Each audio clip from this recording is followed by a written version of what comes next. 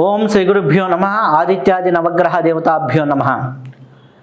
శ్రీ పరాభవనామ సంవత్సరంలో వృషభ రాశి వారికి ఏ విధంగా ఉందో తెలుసుకుందాం. వృషభ రాశి వారు ఏ నక్షత్రాల వారు వృషభ రాశి కిందకి వస్తారో మనం చూద్దాం. కృత్తిక 2, 3, 4 పాదాలు, అలాగే రోహిణి 1, 2, 3, 4 పాదాలు, మృగశిర నక్షత్రం 1, 2 పాదాల వారు వృషభ రాశి వారి కిందికి వస్తారు. వీరికి ఆదాయ వ్యయాలు ఏ విధంగా ఉన్నాయి అనే విషయానికి వస్తే ఆదాయం 5, వ్యయం 14 ఉంది. అంటే ఆదాయం కంటే వ్యయం ఎక్కువగా కనిపిస్తూ ఉంది. అలాగే రాజ్యపూజ్యం 5, అవమానం 4. రాజ్యపూజ్యం ఎక్కువగా ఉంది, అవమానం 4గా ఉంది. వీరికి క్రమంగా ఆదాయ మార్గాలు పెరిగినప్పటికీ ఖర్చు ఎక్కువగా కనిపిస్తుంది. ఎప్పుడైతే రాజ్యపూజ్యం పెరిగి ఖర్చు కూడా, రాజ్యపూజ్యం అంటే మంచి అనే వాళ్ళు పెరిగి ఖర్చు ఎక్కువగా కనిపిస్తుంది అన్నప్పుడు ఇది శుభమూలక ధన వ్యయం జరుగుతుందన్నమాట. అంటే ఇంట్లో ఒక ఇల్లు కొనుక్కొని ఈఎంఐలు కట్టడం కోసం ఖర్చు పెట్టడం కావచ్చు, లేదా ఇంట్లో ఎవరిదైనా పెళ్లి చేసి ఖర్చు పెట్టడం కావచ్చు, ఏదైనా శుభకార్యాలు చేస్తూ ఖర్చు పెట్టడం కావచ్చు. ఈ రకంగా జరుగుతూ ఉంటుంది. ఇక్కడ ఉన్నటువంటి వ్యయాన్ని చూసి ఎవరూ భయపడాల్సిన అవసరం లేదు. వీరికి గ్రహ సంచారం ఏ విధంగా ఉంది అని చూసినప్పుడు గురువు 2వ స్థానంలో ఉన్నాడు జూన్ వరకు. 2వ స్థానంలో గురువు ఉండటం వల్ల ధనస్థానం ఆర్థికంగా బాగుంటుంది. జూన్ తర్వాత 3వ స్థానం అంత మేలైన ఫలితాలు ఉండవు గురువు వల్ల. అలాగే చూసుకున్నట్లయితే కేతువు 4వ స్థానంలోను, రాహు 10వ స్థానంలోను సంచారంలో ఉన్నారు.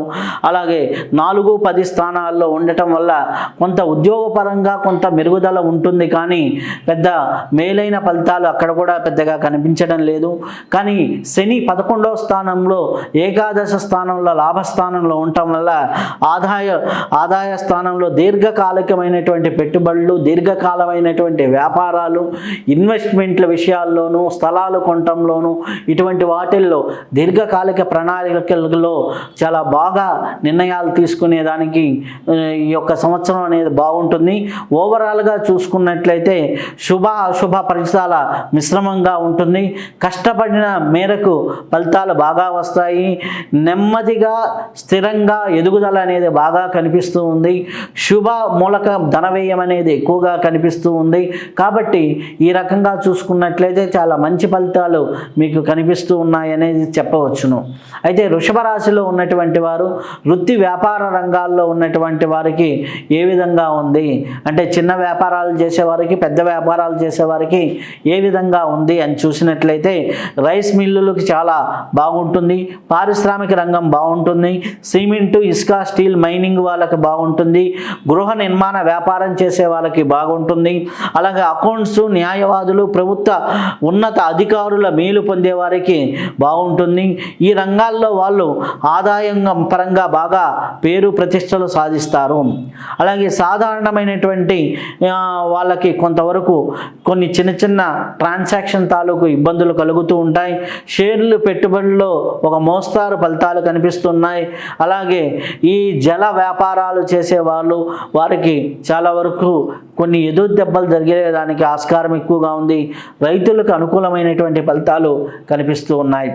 అలాగే ఉద్యోగస్తులకు ఏ విధంగా ఉంది అని చూసినప్పుడు ఉన్నత అధికారుల గుర్తింపు, ప్రమోషన్స్, ప్రభుత్వ ఉద్యోగులకైతే ప్రత్యేక గుర్తింపులు, అధికారుల నుంచి మేలైన ఫలితాలు ఉద్యోగస్తుల పరంగా మనకి కనిపిస్తూ ఉన్నాయి.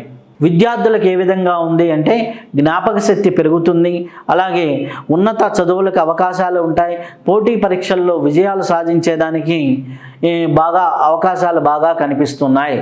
కుటుంబము పరిస్థితులు మహిళలకు ఏ విధంగా ఉంటుంది అనే విషయాన్ని వచ్చినప్పుడు కుటుంబ పోషణ బాగా ఉంటుంది. వివాహాది శుభకార్యాలు జరుగుతాయి. కొన్నిసార్లు చిన్న చిన్న అపనిందలు, తోడిబుట్టులు ఇట్లాంటి వాళ్ళ నుంచి జరుగుతూ ఉంటాయి. మన తోటి వారి నుంచి జరుగుతూ ఉంటాయి. అటువంటి విషయాల్లో కొద్దిగా జాగ్రత్తగా ఉండి మసలుకుంటూ ఉంటే చాలా మంచిది. అలాగే ఆరోగ్య విషయంలోకి వస్తే ఆరోగ్యం సాధారణంగా ఉంటుంది. వాహన ప్రయాణాలు చేసేటప్పుడు కొద్దిగా జాగ్రత్త. అలాగే భార్యకి చిన్న స్వల్ప ఆరోగ్య సమస్యలు, అంటే భార్య ఉంటే భర్త ఉంటే భార్యకి ఆటోమేటిక్గా, అంటే ఈ యొక్క వృషభ రాశిలో ఉన్న వ్యక్తికి భార్య లేదా ఆవిడ ఉంటే వాళ్ళ భర్తకి చిన్న చిన్న ఆరోగ్య సమస్యలు కనిపించేదానికి ఆస్కారం ఎక్కువగా ఉంది. వీరు ఎటువంటి విషయాల్లో జాగ్రత్త తీసుకోవాలంటే తొందరపాటు నిర్ణయాలు తీసుకోకుండా 1-2 రోజులు వాయిదా వేసి నిర్ణయాలు తీసుకుంటుంటే బాగుంటుంది. ఎవరి మాట అయినా నమ్మటం అనేది కొద్దిగా ఇబ్బందికర పరిస్థితులను ఇస్తుంది. జూలై తర్వాత వీరికి చాలా అద్భుతమైనటువంటి ఫలితాలు ఉన్నాయి. వీరికి ఎటువంటి రెమెడీ చేసుకుంటే బాగుంటుంది అన్నప్పుడు శివారాధన చేసుకోవడం, హనుమాన్ చాలీసాని నిత్య పారాయణగా మలుచుకోవడం, లక్ష్మీ అమ్మవారిని ఆరాధన చేసుకోవడం, శక్తిపీఠాలని దర్శనం చేసుకోవడం. మన దగ్గరలో ఇప్పుడు ఆంధ్ర తెలంగాణ ప్రాంతంలో 4 శక్తిపీఠాలు ఉన్నాయి. మనం చూసినట్లయితే ఇటు జోగులాంబ, అటు శ్రీశైలము, అటు పిఠాపురం, ద్రాక్షారామం, ఇటువంటి శక్తిపీఠాలు ఉన్నాయి. మనకి తమిళనాడు మైసూరు ప్రాంతానికి వెళ్ళినప్పుడు తమిళనాడులో కాంచీపురం, మైసూరులో చాముండేశ్వరి ఉంది. ఇలా మనం చూసుకున్నట్లయితే ఈ 6-7 శక్తిపీఠాలు మనకి అందుబాటులో ఉంటాయి. వీటిని దర్శనం, ఒక శక్తిపీఠాన్నైనా దర్శనం చేసుకుంటే ఈ యొక్క వృషభ రాశి వారికి మేలైన ఫలితాలు ఉంటాయి.